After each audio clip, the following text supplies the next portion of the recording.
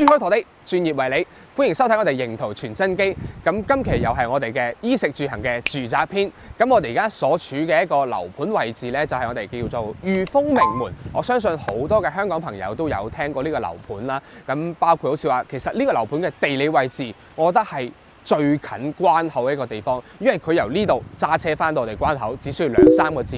咁因為呢個樓盤呢，佢隔離嘅商業配套已經係十分之齊全㗎啦。因為我哋行過去我哋嘅一個優越城嘅 shopping mall，咁只需要5到10分鐘。咁好似話去翻我哋一個對面嘅14村食宵夜嘅話，都係行路就可以到達到。咁包括你話想去 Sense 級啊，買翻我哋啲嘢啊、購物啊，咁嘅話我哋揸車只需要2到3個字就 OK 㗎啦。咁而家帶大家去我哋售樓部了解翻我哋詳細情況啊。咁而家我哋就嚟到我哋銷售中心呢邊啦。咁都係同大家介紹翻我哋一個交通以及我哋嘅區位嘅配套先啦。咁我哋一個裕豐名門呢，係位於我哋一個叫譚龍南路同埋寶珠路嘅一個交界處嘅。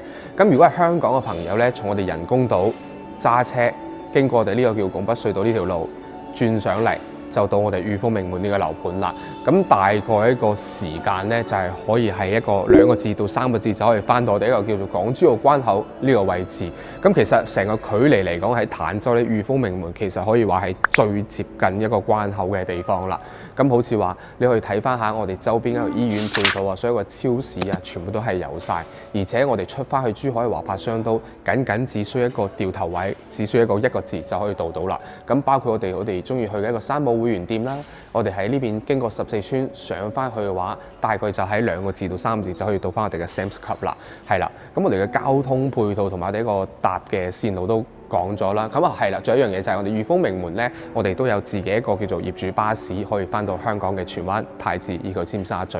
係啦，咁我哋而家講翻下我哋一個叫做賣緊嘅一個剩翻嘅戶型先啦。因為我哋而家所主力去推薦嘅話，就係我哋一個11座嘅樓王單位啦。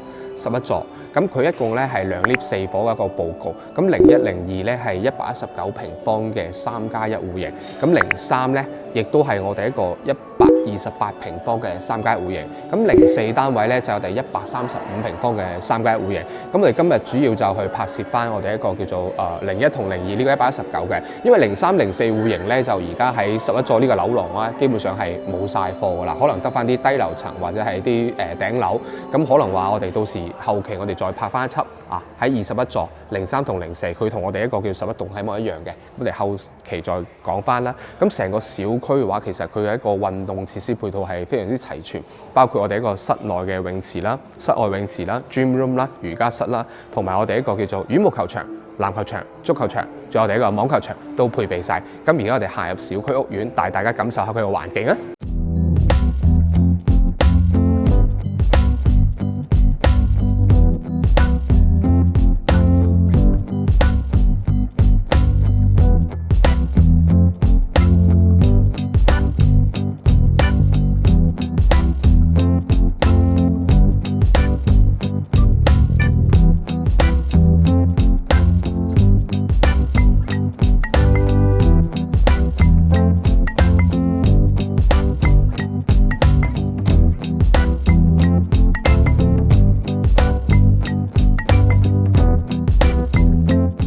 嗱，我哋而家咧就嚟到我哋一個屋苑嘅小區入邊啦。我哋一邊行一邊就了解下，睇翻下我哋成個小區嘅園林啦。跟住我哋就去翻示範單位睇我哋一個叫做而家賣緊嗰個119嘅3+1戶型啦。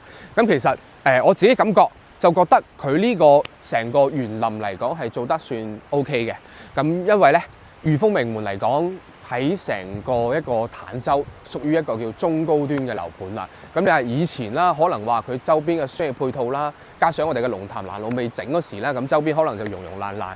咁直到我哋今年而家現時就差唔多2025年差唔多年底啦。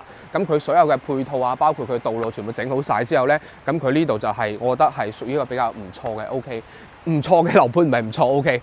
咁其實你話而家呢個樓盤咧，其實之前就有好多個爭議，就係一個車位嘅問題，就好多一啲短視頻博主就 send 上嚟話，哇啲樓盤啊，點解話可以租車位又唔可以租咁樣？咁其實Jayden 去咗 fact check 咗呢件事之後咧，就了解翻其實車位呢個問題，就因為本身裕豐名門啊呢個發展商啊，佢從來即係從佢14年至今都未試過話去有車位出租出嚟嘅。咁好似話，基本上佢地下嘅停車庫嘅車位咧，全部都係要買嘅。咁大家都知啦，咁你既然買得呢個樓盤，你就要去適應翻佢呢個叫做本身嘅規則，啱唔啱啊？咁你話如果你話想租車位嘅話，其實佢周邊一圈嘅商鋪咧，全部都可以租，而且係6蚊雞一日。咁相對嚟講，你租夠30日一個月都係180蚊啫嘛。咁但係咧，就之前佢10座嘅業主啦。佢樓下嗰個停車場、地下停車場嗰度，佢就係因為佢放咗一啲叫做7座同埋9座嘅一啲裝修嘅一個廢料，咁所以話搞到10座冇停車位用。咁發展商就為咗佢哋可以體驗到車位，咁跟住咧就開咗先例，願意去租俾佢哋。咁跟住後尾咧，咁其他以前嘅業主啦，都好多話反映話：哇，點解你租俾佢，唔租俾我？咁跟住咧，就大家都一齊去同發展商申訴。咁發展商就話：唉，算啦，咁就租俾大家啦。但係我哋租之前咧，簽咗一份臨時合約，係話我只不過係暫時租俾你。咁等我哋嗰個垃圾即係清咗之後咧，咁我哋全部車位係要收翻嘅。因為包括以前買嘅業主啦，好似話人哋有得租車位係點解咧？係跟業主租。咁其實造就呢個事件嘅情況下咧，其實就係一個好多啲 agent 啊。喺你買樓嘅時候就同你講話，喂，其實佢地下停車場可以租可以買嘅，你自己可以選擇租咩300蚊一個月。其實好多諸如類似嘅話術，為咗成交就引導咗或者甚至係誤導咗個業主去買咗呢個樓盤，咁造就成一個咁樣嘅問題。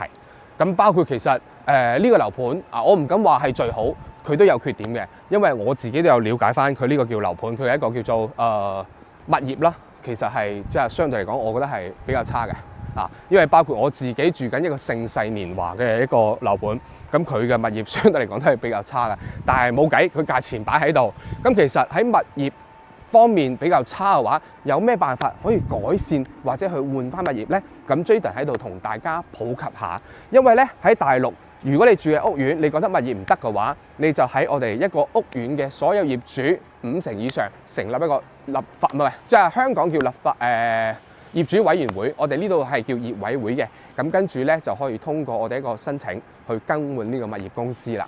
係啦，咁成個流程詳細有想知道嘅話，你可以話 WhatsApp 翻 Jayden 發一份詳細嘅流程俾你啊。咁而家我哋啱先經過就係我哋 Clubhouse 啦。咁啱先我哋喺區位圖度講過，佢呢度有 Clubhouse。咁但係咧要到明年嘅一個年底時間，咁佢先會重新投放。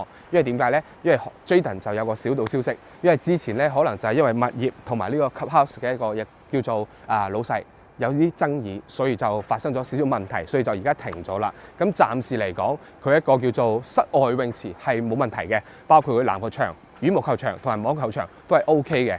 咁我哋行下行下就可以睇翻下我哋成個即係屋苑入邊一個綠化，其實都係我覺得係幾靚嘅。即係你平時食飽飯落嚟散步咧，我覺得係舒服嘅。而且咧，攝影師可以睇睇我哋呢個叫做屋苑咧，佢係每一個地方都會有翻我哋一個攝像頭，咁樣可以確保到我哋一個叫做屋苑嘅所有業主一個安全嘅問題啦。仲有咩人入過嚟啦，咁佢都會記錄得一清二楚，咁就唔怕我哋有啲業主好似話驚偷嘢啊，或者係驚我哋一啲叫搶劫啊，或者呢啲其他嘅情況發生啦。係啦，咁我哋而家到咗12座啦，咁前面就係我哋11座，帶大家上去睇下我哋嘅示範單位啊，走！